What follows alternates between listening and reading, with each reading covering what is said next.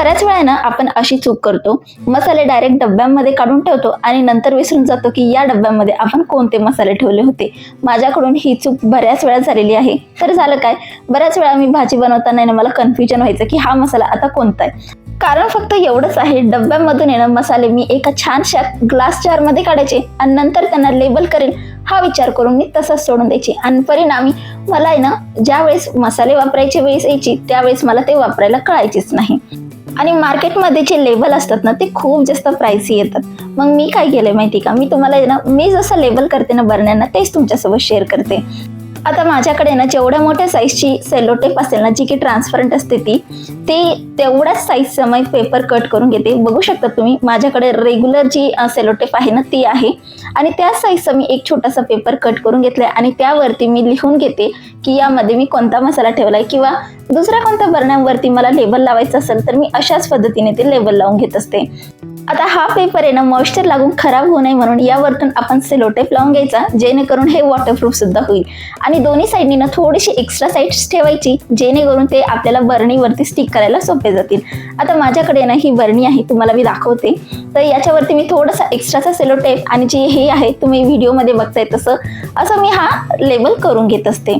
आणि माझ्याकडे ना हा सेलो टेप ना हँडी किचनमध्ये असतोच. मी कंपल्सरी किचनमध्ये हा सेलो टेप ठेवत असते, कारण की ज्यावेळेस पण मी मसाल्यांची रिस्टॉकिंग करते किंवा कोणताही डब्यात काही मसाला भरायचा असेल, काही डाळी भरायच्या असेल ज्या की एकसारखे दिसत असेल तर त्यांना लेबल करण्यासाठी मी काही अशा पद्धतीने करून घेत असते.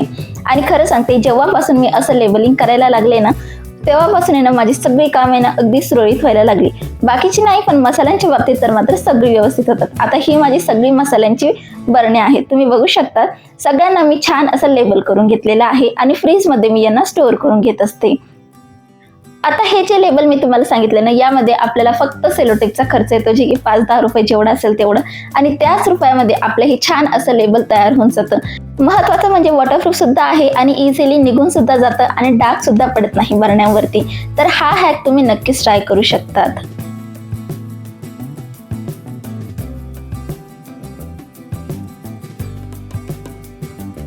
बऱ्याच दिवसापासून हे जे ड्रॉवर्स आहेत ना हे मी व्यवस्थित असे ऑर्गनाईज करूनच घेतलेले नव्हते. आले की नुसतं त्यामध्ये कचरा कोंबा किंवा जे काही एक्स्ट्राचा पिशवी असेल ते कोंबा असंच रँडमली मी त्याच्यामध्ये वस्तू ठेवून द्यायची. आणि ज्यावेळेस मला शोधाशोध म्हणजे गरज पडायची ना त्यावेळेस माझी खूप जास्त शोधाशोध व्हायची.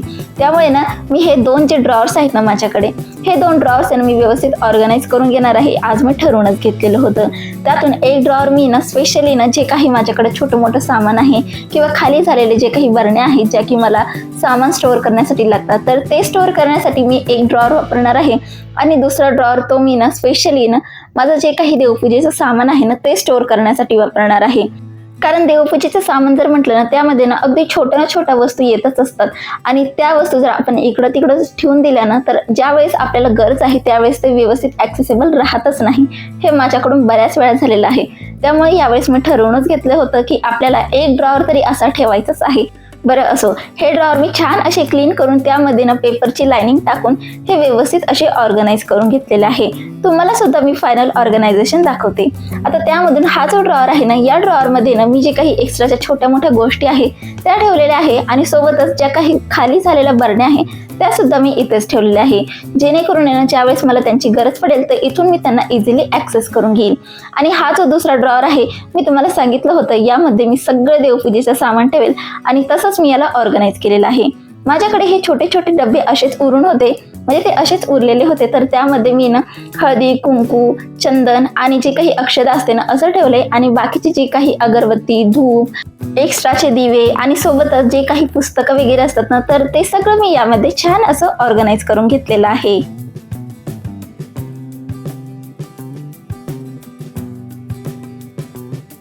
बऱ्याच वेळा व्हिडिओमध्ये तुम्ही हा जो शेल्फ दिसतोय ना तुम्हाला कलरफुल तुम्ही बघितला असेल. आणि काय होतं माहिती का, हा शेल्फ आहे ना वरतून खूप जास्त खराब व्हायचा आणि हा किचन आहे ना माझा थोडासा छोटा पडतो मला, म्हणून यावेळेस आहे ना मी यावरती ना माझं जे काही रेग्युलर मिक्सर आहेत ना ते इथे मी स्टोअर करणार आहे. कारण की याच्यावरतीच आहे ना प्लग आहे, तर मी ते इथून छान व्यवस्थित असं ॲक्सेस करून घेईल.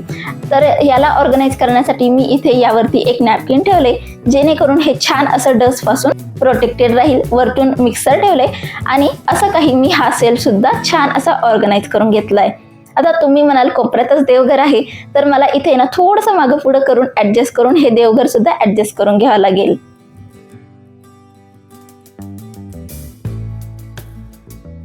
जेव्हापासून माझी जी काही कटलरी आहे ना, यांना एक छान असं डेडिकेटेड स्पेस मिळालंय, तेव्हापासून माझं जे काही फ्रीजचा हा वरचा जो शेल्फ दिसतोय ना, हा एकदम छान असा मोकळा सुटसुटीत झालेला आहे. आता माझ्या फ्रीजवरती ना अजिबात ओझं नाहीये.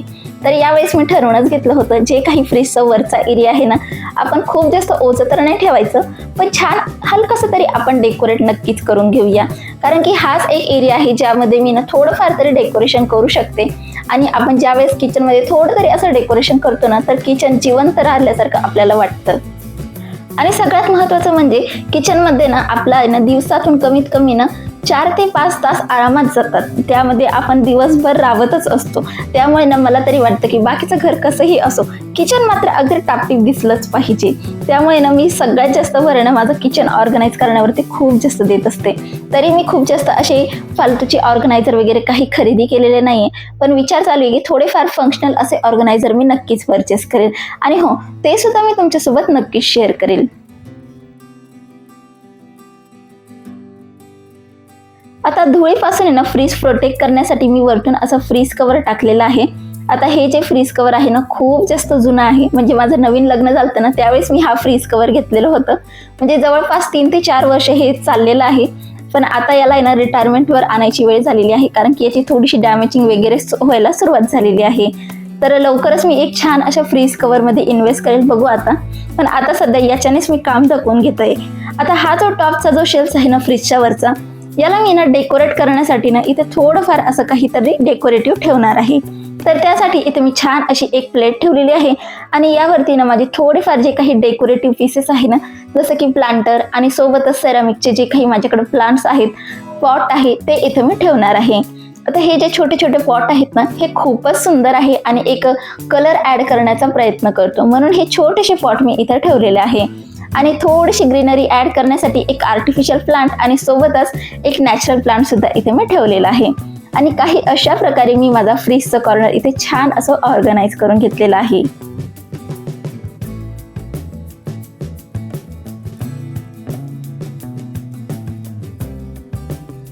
सगळ्यात पहिले ना मी तुमच्यासोबत हा एक इंटरेस्टिंग प्रोडक्ट शेअर करते आणि ही आहे एक वॉटर बॉटल.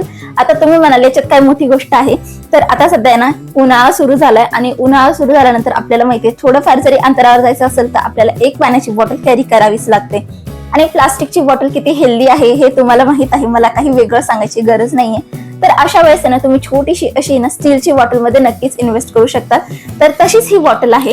ही अशी काही पॅकेजिंग होती, मी ओपन करून बघितली फक्त चेक करण्यासाठी, आणि अशा काही पॅकेजिंग सोबत हे मला रिसीव्ह झालेलं आहे. तर ही अशी काही ही बॉटल आहे आणि खरं सांगते ही बॉटल खूप सुंदर क्वालिटीची आलेली आहे. 200 रुपयामध्ये मला ही रिसीव्ह झालेली आहे आणि याची स्टीलची क्वालिटी ना खूप सुंदर आहे, बघू शकता तुम्ही. आणि 500 ml याची कॅपॅसिटी आहे. तर हीच पर्सनली मी माझ्या मुलासाठी मागवली, कारण की तो आता थोडाफार बाहेर जातो, शाळेत जातो आणि कधी कधी माझ्यासोबत फिरायला जातो, तर मग त्याच्यासाठी एक छोटीशी बॉटल कॅरी करावी म्हणून ही बॉटल मी त्याच्यासाठी मागवली. आणि दुसरं महत्वाचं म्हणजे माझ्या मुलाला सिपरनी काही पाणी पिता येत नाही आणि सिपरच्या बॉटल आहे ना मोस्टली प्लास्टिकच्या याच्यामध्ये खूप छान छान होत्या, पण मला ते काही योग्य वाटलं नाही. तर त्याला अशी ग्लासनी पाणी पिण्याची सवय आहे, त्यामुळे मग मी त्याच्यासाठी ही मागवली. तर तुम्हाला जर तुमच्या लहान मुलांसाठी असं काहीतरी परचेस करायचंय किंवा स्वतःसाठी काही परचेस करायचं तरी ही बॉटल तुम्ही नक्कीच परचेस करू शकतात. खरंच खूप सुंदर क्वालिटीमध्ये ही मला रिसीव्ह झाली. आता बऱ्याच घरांमध्ये ना हे अशा प्रकारचे ऑइल डिस्पेन्सर नक्कीच असतील.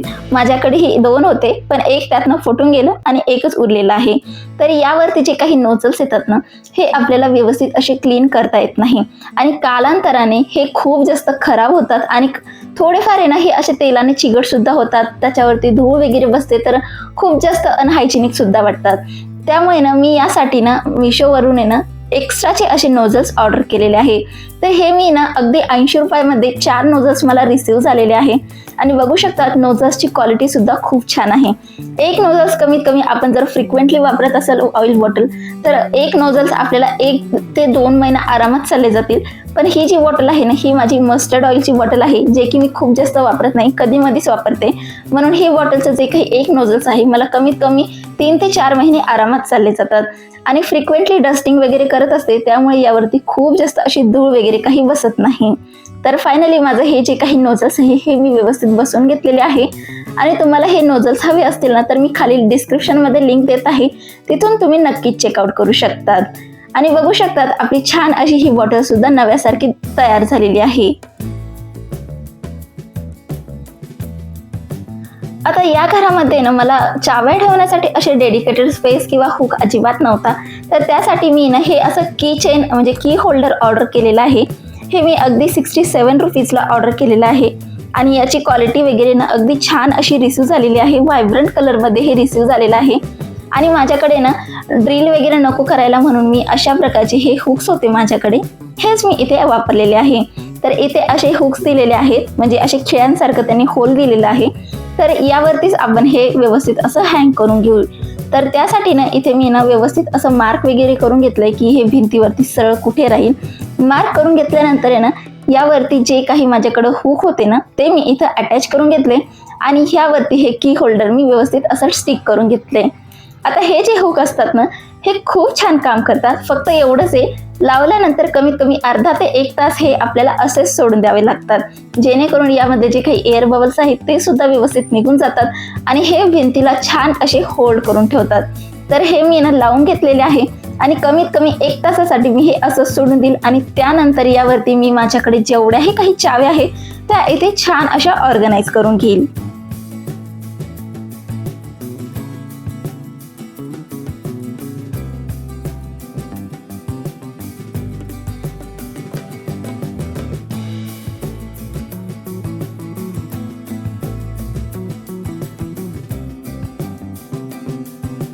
मागच्या 2-3 दिवसापासून आहे ना संध्याकाळी असं पावसाचं वातावरण खूप जास्त होत आहे, त्यामुळे ना दिवसा खूप जास्त गरमी होते.